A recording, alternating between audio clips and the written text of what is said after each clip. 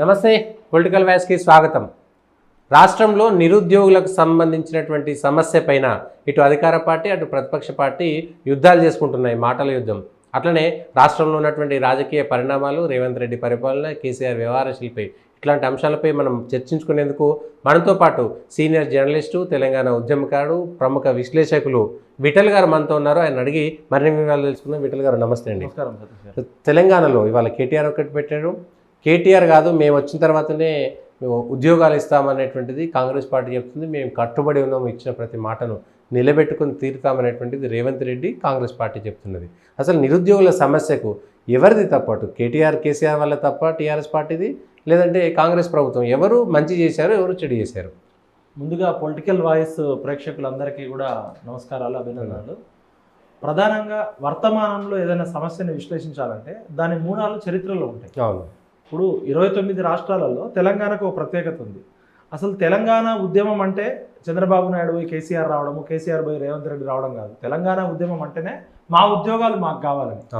1952లో ముల్కీ ఉద్యమం, ముల్కీ అంటే లోకల్ 68లో మా ఉద్యోగాలు మాకు కావాలని చెప్పి Kothagudem thermal power station KTPS సింగరేణిలో కొలిశెట్టి రామదాస్ గారు అని మా బంధువు, మా పెదనాన్నగారు వనగర్ల సత్యనారాయణ గారు, మా నాన్నగారు 68 జూన్లో అక్రమంగా ఆంధ్ర ప్రాంతం నుంచి కృష్ణా, గుంటూరు జిల్లా, ఈస్ట్ గోదావరి, వెస్ట్ గోదావరి నుంచి ఖమ్మం జిల్లా భూమిపుత్రులకు దక్కాల్సిన ఉద్యోగాలు ఆంధ్ర వాళ్ళకు దక్కుతున్నాయని ఆమరణ నిరాహార దీక్ష కూర్చున్నారు.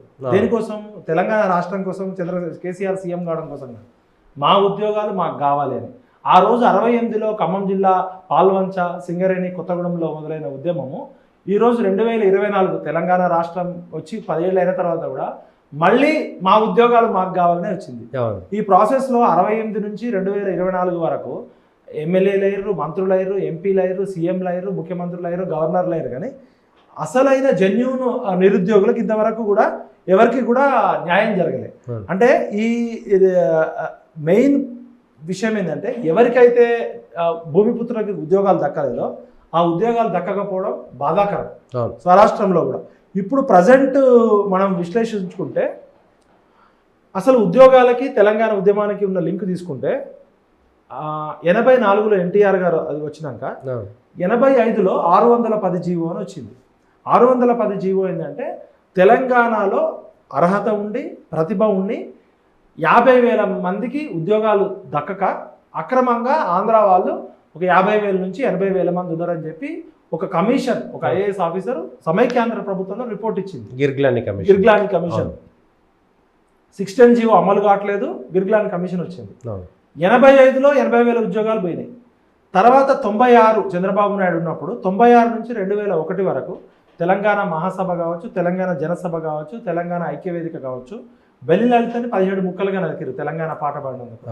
ఇదే వరంగల్కి చెందిన ఎమ్మెల్యే దాస్యం ప్రణయ్ భాస్కర్, మినిస్టర్ తెలంగాణలో తెలంగాణ అసెంబ్లీలో తెలంగాణ గురించి మాట్లాడితే తెలంగాణ అనే పదం మాట్లాడొద్దని అప్పటి యనమల రామకృష్ణుడు స్పీకర్ ఉండే, చంద్రబాబు నాయుడు గారు ముఖ్యమంత్రి ఉండే. అటువంటి సిచ్యువేషన్లో 96 నుంచి 2001 వరకు బలైంది విద్యార్థులే. 69 ఉద్యమంలో చనిపోయింది విద్యార్థులు. ఆ తర్వాత ఇందిరాగాంధీ ఉక్కు పాదంతో అణచివేయడంతో ఇక్కడ చదువుకున్న డాక్టర్లు, ఇంజనీర్లు, తొలితరం మేధావులంతా ఇక ఆర్మీతో కొట్లాడలేక అడవుల్లోకి వెళ్ళి నక్సలిజం వల్ల లక్షల మంది విద్యార్థులు చనిపోయింది. అది 2001లో కేసీఆర్ గారు టీఆర్ఎస్ పార్టీ పెట్టినాక మొట్టమొదటి జైలుకి వెళ్ళే అవకాశం నాకు వచ్చింది. 2001లో డిసెంబర్ 27. ఎందుకంటే 69 తర్వాత మళ్ళీ ఉస్మానియా నుంచి ఎవరు వెళ్ళలేదు జైలుకి. 69లో ఉద్యమాన్ని ఇందిరాగాంధీ అణచివేసినాక మళ్ళీ దాదాపు 30-40 ఏళ్ల తర్వాత 2001లో ఫస్ట్ నేను డిసెంబర్ 27 తెలంగాణ బంద్కు పిలుపునిచ్చింది టీఆర్ఎస్ పార్టీ. అప్పుడు నేను తేజ టీవీలో రిపోర్టర్గా ఉంటూ తెలంగాణ ఉద్యమం కోసం జాబ్ రిజైన్ చేసి వెళ్తే 3,000 మంది నన్ను చెంచల్గూడ నుంచి జైలు నుంచి తీసుకొచ్చారు. అమ్మాయిలు, అబ్బాయిలు. అప్పుడు బాంబులు లేకపోతే కూడా పళ్ళాలు కొట్టుకుంటూ తీసుకొచ్చారు.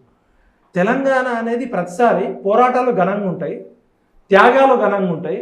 చనిపోయేది, త్యాగాలు చేసేది, జైలుకి వెళ్ళేది విద్యార్థులు, నిరుద్యోగులు, పేద బడుగు బలహీన వర్గాలు. లాభం పొందేది ఈ జిత్తుల మారే రాజకీయ నాయకులు. తెలంగాణ క్యారెక్టర్ ఏమో త్యాగము, ధైర్యము, నిజాయితీ. తెలంగాణ రాజకీయ నాయకులేమో శవాల మీద పేలాలు ఎరుకునే